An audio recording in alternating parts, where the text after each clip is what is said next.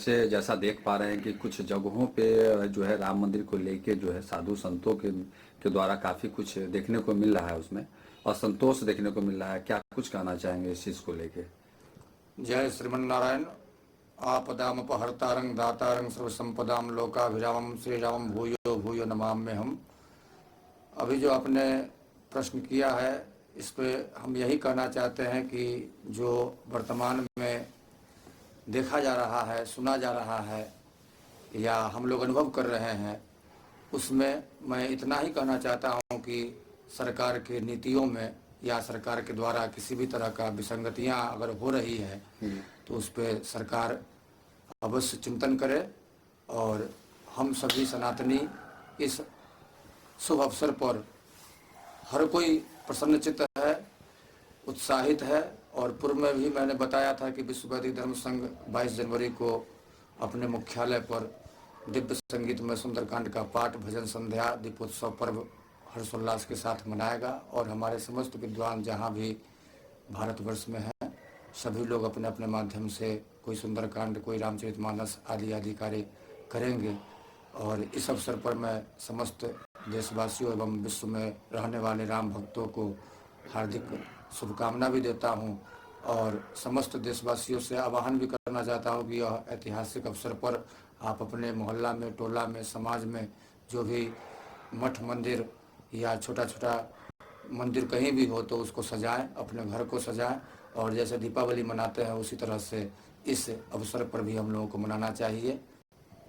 जदयू के एक नेता ने आज बयान दिया है कि ऐसे राम मंदिर की जो स्थापना से पहले उनका कहना है कि राम जानकी जो मंदिर है वो ऐसे वहाँ भी लोग चाह रहे हैं कि उसका भी जीर्णोद्धार होना चाहिए, वहाँ पर भी ईंट जो है कम से कम उसका जो है शिलान्यास हो जाना चाहिए राम मंदिर के उद्घाटन से पहले। इस चीज़ को लेकर क्या कुछ कहना चाहेंगे? देखिए, ये तो जो वहाँ का न्यास कमेटी है उसको निर्णय करना है कि हमें क्या करना चाहिए। नहीं, जदयू के नेता ने विचार रखा है कि भाई वहाँ स्थापना से पहले जो है वहाँ पर जो है जानकी जी का जहाँ जन्मस्थली है वहाँ भी नींव रख देना चाहिए, तो ये ज्यादा अच्छा होता। जानकी जी का जन्मस्थली मतलब मिथिला में ना? जी जी जी। हाँ, तो इस पे तो केंद्र सरकार को जो है जरूर संज्ञान में लाना चाहिए कि जैसे आज राम जी का जन्मभूमि पर केंद्र सरकार के द्वारा या वर्तमान सरकार के द्वारा ध्यान दिया गया, काशी विश्वनाथ कॉरिडोर बनाया गया, महाकाल में कॉरिडोर बनाया गया, जिससे आज हर एक दर्शक को या भक्तों को जो है आने जाने में सुविधा मिल रहा है।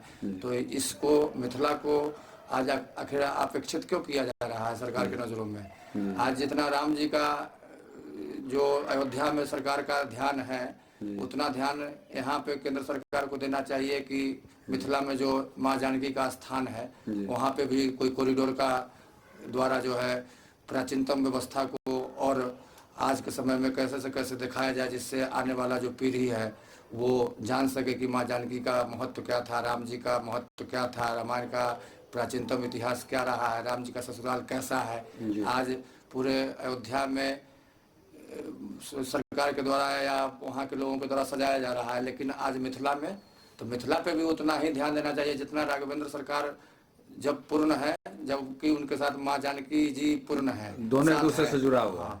और आज राघवेंद्र सरकार के लिए इतना आह्लादित पूरा विश्व है। और आज माँ जानकी का जो मिथिला है जहाँ पे उनका जन्म स्थान है, जनकपुर है, वहाँ के लिए कोई किसी का थोड़ा सा भी ध्यान नहीं है।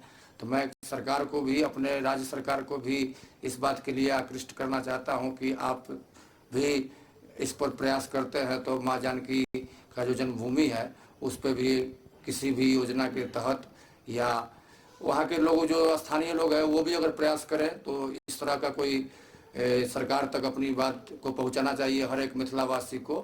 और इस पे मिथिला कोई मिथिलावासी का नहीं है, मिथिला तो पूरे विश्व का एक धरोहर है। मिथिला कोई छोटा मोटा चीज थोड़े है।